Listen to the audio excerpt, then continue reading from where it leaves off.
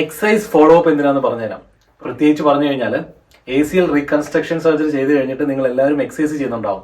അപ്പോൾ ഓരോ ഇന്റർവെല് കഴിയുമ്പോഴും ഈ എക്സസൈസസ് ചേഞ്ച് ചെയ്യണം. എന്തിനാണെന്ന് പറയാം.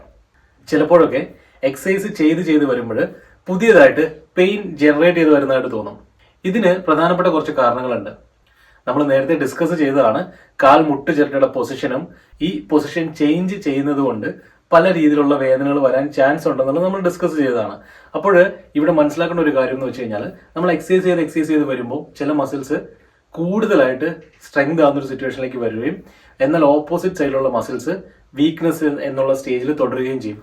ഇത് പ്രധാനമായിട്ടും സംഭവിക്കുന്നത് കാൽമുട്ടിന്റെ കാര്യത്തിലാണ്. കാൽമുട്ടിൽ പ്രത്യേകിച്ച് സർജറി ഒക്കെ കഴിഞ്ഞതിന് ശേഷം എക്സസൈസ് ചെയ്ത് തുടങ്ങുന്ന സമയത്താണ് ഏറ്റവും കൂടുതൽ നിങ്ങൾക്ക് ഈ ഒരു പ്രശ്നം വരിക. കാരണം ഓൾമോസ്റ്റ് സർജറി ചെയ്തതുകൊണ്ട് തന്നെ മസിൽസിൽ ബലക്കുറവ് ഉണ്ടാവും. അപ്പോൾ അതിനുശേഷം നിങ്ങൾ സ്ട്രെങ്തൻ ചെയ്ത് വരുമ്പോൾ ഈക്വൽ ആയിട്ടുള്ള ഇമ്പോർട്ടൻസ് നിങ്ങൾ കൊടുത്തില്ലെങ്കിൽ, ഓരോ സ്റ്റേജിലും നിങ്ങൾ എക്സസൈസ് ചെയ്തില്ല, ഒരു സെറ്റ് ഓഫ് എക്സസൈസ് മാത്രം പഠിച്ചിട്ട് അത് മാത്രമാണ് കണ്ടിന്യൂസ് ആയിട്ട് ചെയ്തു പോകുന്നെങ്കിൽ എന്ത് സംഭവിക്കും? ഇവിടെ പെയിൻ പുതിയതായിട്ട് വരും. അപ്പോൾ നിങ്ങൾ എന്ത് ചെയ്യും? സ്വാഭാവികമായിട്ടും നിങ്ങൾ എല്ലാ പ്രാവശ്യവും ചെയ്യാറുള്ള പോലെ തന്നെ എക്സസൈസ് സ്റ്റോപ്പ് ചെയ്യും. അപ്പോൾ എന്ത് പറ്റും? അത്രയും നാളും സ്ട്രെങ്ത് ആയ മസിൽസ് വീക്കാവും, അതിനോടൊപ്പം തന്നെ അതുവരെ വീക്കായിരുന്ന മസിൽസ് അങ്ങനെ തന്നെ തുടരും. അപ്പോൾ ഇത് വിട്ടുമാറാത്തൊരു പ്രശ്നമായി മാറും. വേദനയാവാം, അല്ലെങ്കിൽ മുട്ട് മടക്കാനുള്ള ബുദ്ധിമുട്ടാവാം. ചില ആളുകൾക്ക് ഇതൊരു ഗ്രൈൻഡിങ് സെൻസേഷൻ ആവും.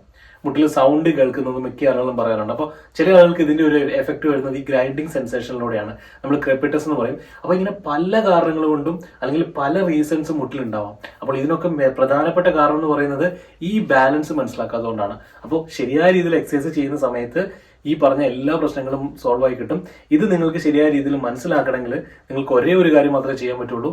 കറക്റ്റായ സമയത്ത് ഏത് എക്സസൈസ് ചെയ്യണമെന്നും ഏത് എക്സസൈസ് സ്റ്റോപ്പ് ചെയ്യണമെന്നും ഏത് എക്സസൈസ് ചെയ്യാൻ പാടില്ല എന്നും മനസ്സിലാക്കുക. ഇത് മനസ്സിലാക്കി അനുസരിച്ച് നിങ്ങൾ എക്സസൈസ് ചെയ്ത് കഴിഞ്ഞാൽ നിങ്ങളുടെ റിക്കവറിക്ക് വളരെ ഭംഗിയുണ്ടാവും.